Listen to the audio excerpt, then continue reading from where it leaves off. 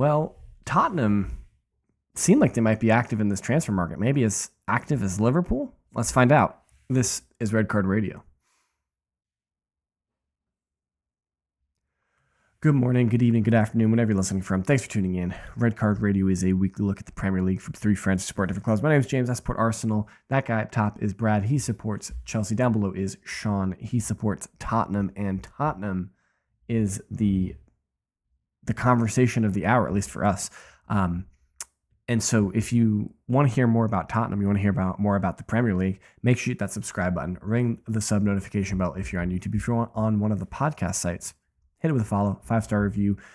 If you can, drop a comment, whatever. The platform so allows. Doing those things really does help us out tremendously.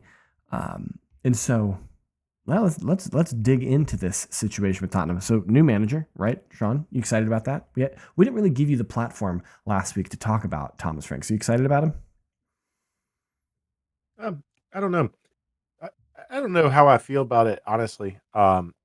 It's funny though when people take digs at it, they say, "Oh yeah, mid-table manager for a mid-table club," and that's the funny jab, because that's where, mid-table is where he has been recently between, I don't know, 7 to 13 is where Brentford had been living. Yeah. But it's just, yeah, but you try to extrapolate that, right? So if you can do that with Brentford, what can you do with, in theory, higher end players with a higher end budget? Brentford don't have as much resources as Tottenham have. They don't have, I would imagine, they don't have as nice a training facility as Tottenham have, or training staff. Or I'm sure they have very fine people at Brentford. I'm just assuming that Tottenham has a bigger budget for things like that. So if you try to extrapolate that, Yeah. can he improve upon that? Well, I think the thing that you would ask yourself would be like, when Brentford came up and the season that Brentford had right after they came up was tremendous. And they're like, okay, first season bounce, whatever. They'll come back to earth, but they haven't, because they've just been a consistent force in the Premier League. And it's not like a team that is going to roll over for people, and it's going to be easy 3 points whenever they come to town, easy 3 points whenever you go to their place. Like, they are a tough out and are a difficult team to play against with significantly smaller resources than a Tottenham. So yeah, I think your point is well taken. Who do you hear saying that mostly? Like, I'm curious to know, like, which fan bases are saying that. It's just mostly from Liverpool. Yeah. Okay. All right. Mostly Liverpool. Is it just Tamzid texting you? Just sending you hate memes. It's not specifically Tamzid, although he has said things along those ilk. But normally the Twitter or the X handles, or the Twitter, no, it's Twitter handles. Normally the Twitter handles have LFC at the end of the at symbol. Yeah. Well, or MUFC. So it's always they're always the toxic bases.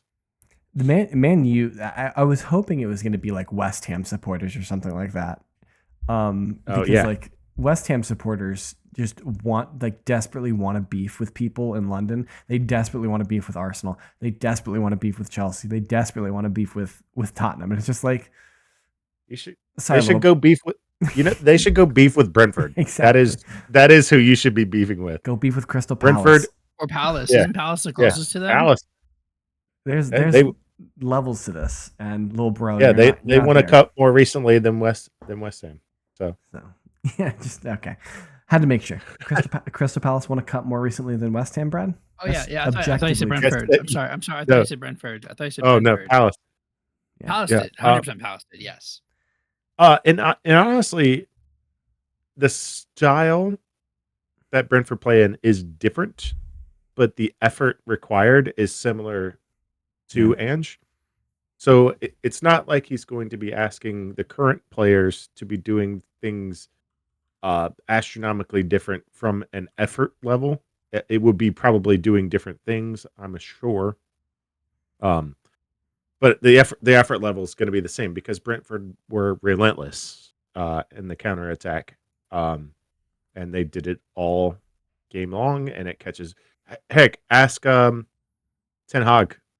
The first season Brentford came up, and uh, Tony put about 5 past him over the top. I mean, it was like, what's that? To be fair, I think that Brentford has been dunking on Manchester United for like the last 3 years, like religiously. Like of all of the big six teams, I think Thomas Frank has had That may have been long enough ago that it was Ole and not Ten Hag. So maybe I hung that on the Baldy's head. So maybe that was Ole. But yeah, that first year they came up, I think it was something along the lines of like 4-0 at halftime. Yeah. And it happened fast. I'm pretty sure it's that meme of, like the guy walking the dog on the chain, and Thomas Frank is the guy walking the dog, and it's just a Manchester United symbol as the dog. Because it's been bad this last couple of years, it feels like. Hopefully that can continue. For United or for Brentford? For Frank. For Frank. Okay. For Frank to be holding the leash on United. Before we get into Tottenham and your transfer dealings, have they announced a new manager for Brentford yet? Ooh, great question. I don't believe so. But while you guys look that up, I think just something I was mentioning earlier, and I just didn't get to the point of at Brentford, they are kind of like on the Brighton type of model where they're looking for that $5 million player with potential that they can kind of grow and build and then turn it into something. And they've made a fair amount of money from selling a few players here and there. They're going to make a little bit more money now off of the backs. They made some money off of Tony, and they made some money off of I think a center back a year or two ago. And they're making money off of transfers, kind of a la Brighton, although not as successful quite yet. But they find those players they find the value off of a 21-year-old player for $5 million off of a club that's not well seen. They're sending their scouts in a lot of different directions that a lot of other teams aren't doing. Whereas when he gets to Tottenham, he won't have to work with that kind of model anymore. Well, it's almost untenable to work with that kind of model at a team that's expected to win. Like you heard Levy. Exactly. Levy's talking about how winning the Europa League was nice, but Tottenham need to win a Premier League. And you're like, interesting statement. Yeah, Levy, they do need to win a Premier League. So why don't you act like it? What do you he's in the hot dog costume saying, "Yeah, we're all trying to find the guy who did this." Like, you put a mirror in front of him. Are you seeing Keith Andrews, Brad? I am seeing Keith Andrews, their set piece coach, hiring from within. Yeah, hiring from within. Okay, so and yes, 100%. Brentford is a Moneyball club. Like their rankings are different than people like you're saying. They will see opportunities in Bundesliga 2 because on their big chart of all the teams ranked, that's a really good buy. So yeah, 100%. Well, they have to, right? Because the point I was going to make is that you have flexibility to spend £5 million on a player and give him 6 months to work out. If Tottenham are going to spend £5 million on a player, the selling club is going to be like, nah, it's actually £25 million. And that's true. And then there's no leeway for that player to breathe. So, okay. So the most recent rumor we've been hearing is that Tottenham are going to sign Eze. What's going on with this? Well, and it's not just sign Eze. It is triggering the release clause. So it is that's an unnegotiable, right? If we trigger that, there is no negotiation. No negotiation with the club, but you still have to agree to personal terms with the player. Yes, and so that's what I mean. Could, in theory, decline. Typically, whatever the release clause is, that's what you just end up negotiating that price for different terms. And I bet that's what Levy tries to do. Well, normally it is Levy after all. I mean, I would imagine that Crystal Palace would say, if you want to negotiate different terms, then you need to pay more than the release cost. That's what Arsenal is doing in the Zubamendi deal. Is that we're ultimately paying more than the 60 million euro release. We're paying 65 million so that we can structure the payments. Yeah. So. Oh, I see. Okay, so I think Eze's release is 83. Oh, that's a I lead. heard six. Hold on. I heard Well, maybe it's 60, and you guys were 63. going to pay 68, is what I heard. Okay, I so saw maybe 68 that's it. somewhere. Maybe I got the I was first going to number say wrong. Yeah. 83 is a tremendous amount of money for Eze. Yeah, well, inflation, man, everybody's going up. God. But Sure. it's Chelsea's fault. Just blame Brad. Agreed. 100% agree. You're not wrong. Yep. Everybody costs more because Chelsea. That's why. True. Um, Fact check. True. but yeah, so we trigger that. So that would also make sense too. To like, all right, we'll pay you 50 up front, but 80 in the long run over the next 3 years. We'll give you the extra whatever. Yeah. That actually probably helps out both clubs in the long run. Yeah, so that would make sense. Well, from the selling club's perspective, they always get to report that income all at once. That year. Yeah. Yeah. And so whatever the number is, if it's a bigger number, it makes their numbers look better. And then for the selling club, I don't know. They don't have to outlay Spread it that out. much. They don't have to pay. They don't have to write a check for all of what's in their bank account, you know?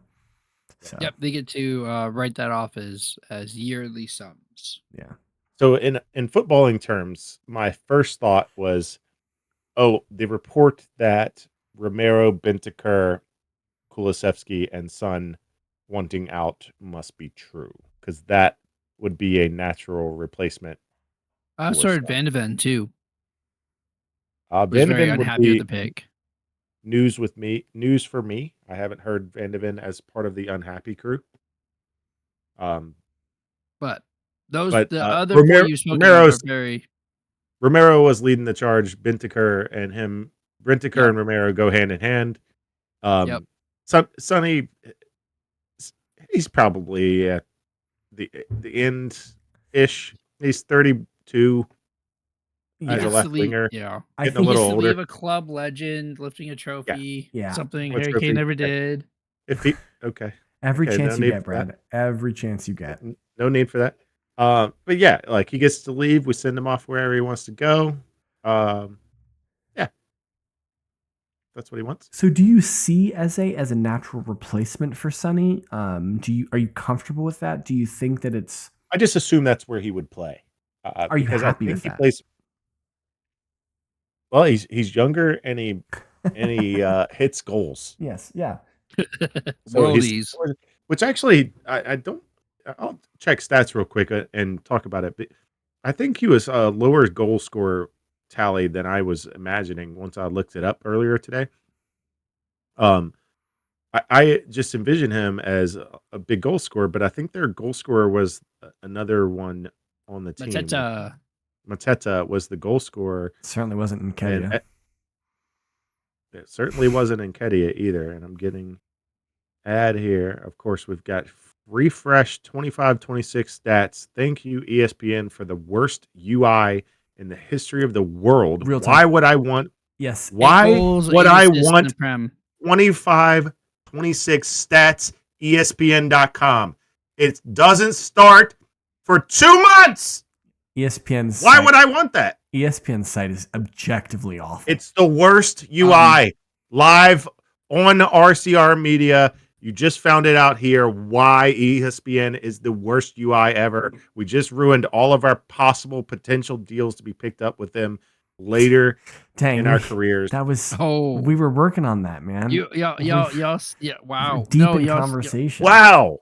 Why are they so awful? Why would I want his stats for 2 months from now? 8-8. Not last year. 8-8. Okay, so it's not awful, but less than I was thinking. So yeah, so he's involved. 16 GA for a season is not awful, especially as a winger. Putting balls in, you're getting in good positions. I think I'd like to see what his XG was. Like, I think to me that is more okay. interesting Now we're going at XG. because if we're thinking about like statistics and like, you know, what, like, I think XG is like a pretty. It's a telling statistic to see, are you creating opportunities?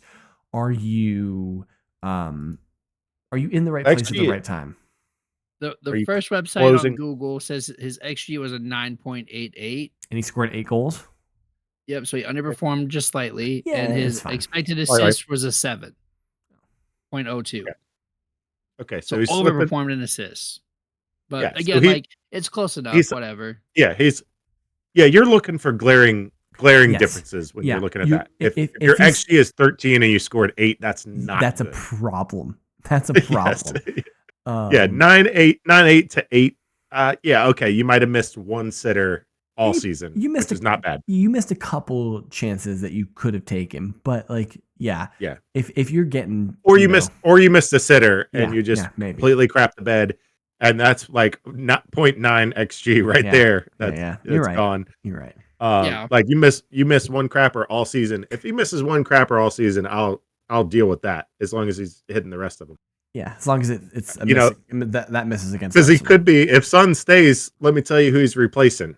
And if we're talking on this same vein of missing sitters, he's replacing Timo Werner. Isn't he a permanent Tottenham player? No. No, he got reloaned. So he is back in Leipzig or Augsburg.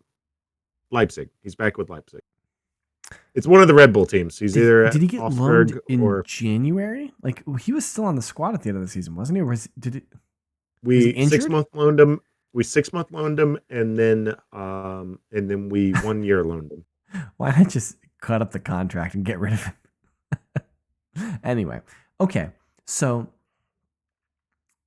with Eze coming in, would you be happy with a going into next season with an attack of Son, Eze, Madison, Dom Solanke, Richarlison, Brennan Johnson, Kulusevski? Like, are you pretty happy with that? I think so. Yeah, I think Son obviously would probably lose the ban because we're probably he's probably not starting. He's probably super sub at that point. Which is why even more so that if he wants to move on, he probably should. Because out of that group, he's probably not starting. And Based on Oh, that's right. based You on guys did say intel. Intel. And, yes, yep. Tell is if confirmed he wants to, staying. no. Oh, he has confirmed, so he does want to stay. Okay. I saw that. Yeah, that he is. I think so. I thought. I'm pretty sure. I'm pretty sure it's confirmed, if I'm not mistaken. Everything I saw said Tottenham were okay to match what Bayern wanted, and it was up to the player. So I think it was just wait. He was probably on vacation or something. It was right after the season. So I guess when he finally got back from, all those guys need time off. But anyhow, yeah. So of That was all June available, 15th. Yeah, it was like 10 days ago okay, yeah. from So recording. yeah, all things considered, he's probably not starting. So again, same as last season, especially with last season's form. Now, word was he was playing through injury the entire year and did miss some time for injury, but was playing through a lot. But he's been doing that a lot recently. Don't want to make him keep doing it if he doesn't want to. But if he wants to stay, he's a club legend. He's been here forever. He's earned his right to, if he wants to stay, he's just not going to stay in the starting lineup. Is where I'm at. I think it's. So, I'll be honest with you. I think it's lacking a little bit. I think it's top 4 material. I don't think it's challenge for the title level of quality across that front line. I think it's being the thick of the Champions League race. I just think of now. There's not the pace there, but just think about Solanke's quality with service from Bournemouth, with the counterattack and with the service he was getting, and that was the style they were playing. Now imagine Solanke in Ivan Toney's role at Brentford. So it's going to be very similar. If Frank runs a similar style of attack, then Ivan Toney's role is going to be Dom Solanke's role. So he's going to get a lot of chances to hit in goals. He's just not. He doesn't have the pace of Toney, which is going to be the issue. I mean, I don't know. Once he gets going, once he gets his stride going, he can move, but it just takes him he's not as quick. So I guess I trust you. I don't know. I don't know what Thomas Frank's play style is going to be at Tottenham, right? Because at Yeah, Brentford, you could sit back and it was expected that you're counterattack. not going to be on the ball and you could counterattack the big teams. Now, you're the big teams that are going to have the ball a ton. What does that look like, right? Yeah. Now, I'm saying that he can't because, like, Thomas Frank, I think, is an awesome coach. I think it's a great managerial signing, although I was pro Ange. Um, so like I think it'll be interesting to see what it is and how it plays and how he structures things. But I wouldn't necessarily be like, yeah, Slunky's the Ivan Tony um and Oh, sure. Bremo. Sorry, Brendan Johnson is the Embrembo. Like I wouldn't go that far. We haven't even talked about the 'Cause we fact don't that know yet. Embuemo is being Rumored chased too. chased by Yeah. Tottenham as well. Apparently, Manchester United just increased their bid for him. So there's a little bit of They're a little they're bit of a bidding outbidding war. themselves. So Isn't that there's no bidding. hilarious? There's no bidding war. They're just bidding with themselves. It's such a Manchester United thing to do. Yeah, nobody's fighting you, dude. Just have them. You just got to pay the money for them. And Brentford was like, no, we want it all now. And then United's like, we'll pay more, but later. Yeah. We'll pay And more when we don't like, exist. yeah, yeah. Brentford's like, okay, yeah, sure, but no. They're getting the Barcelona treatment where it's like, yeah, if you want to sign this player, you need to activate the release clause because we don't know where you're going to be in 3 years. Like Yeah. we're seeing the way that It's actually yeah. I mean that I think that's a very legitimate thing to do with Manchester United right now, especially with the way that Sir Jim was talking about United in January. Yeah. Like the way that he No, was like, yeah. if I didn't put 300 million pounds into the club, we would be going out of business. And like it's like when you hear someone say that, and then 6 months later they've spent what is it like 63 on Cunha, they've trying to spend another whatever it is on Mbeumo, like. Like I would look at that situation and be like, no, I need the release clause and I need it in a cashier's check. I need a wire transfer yesterday to talk about this. So I'd be curious to hear what you guys think about Tottenham and this proposed transfer and how it all fits together and whether or not you think Son's going to stay. Let us know in the comments below what you're thinking. I think that's all we're doing this week. We're just looking at Tottenham this week. The Club World Cup is going on, but it's literally Chelsea's 2-0 up. The most boring competition that I think I've ever heard of. Nobody likes it. The subs are watching it from the locker room, so they can't even be bothered to get onto the field. But maybe if something interesting happens in the knockout stages, maybe we'll talk about it. If not, preseason probably starts in like 2 or 3 weeks for some of these clubs. So looking forward to that. Check back next week. We will, if there's news, we'll cover it. If not, we'll make something up. But until then, remember to hit that subscribe button, ring the sub notification bell. Hit us up on social media. Up top, that guy is at KSBradG. Down below is at Whiteheart_Sean. I am at James Tiffany. Collectively, we can be reached at redcard_radio on all the socials. Thanks for listening to the end. We really appreciate you, and we will be back next week. Have a good one and enjoy the hot weather if you're in the Northern Hemisphere. Goodbye.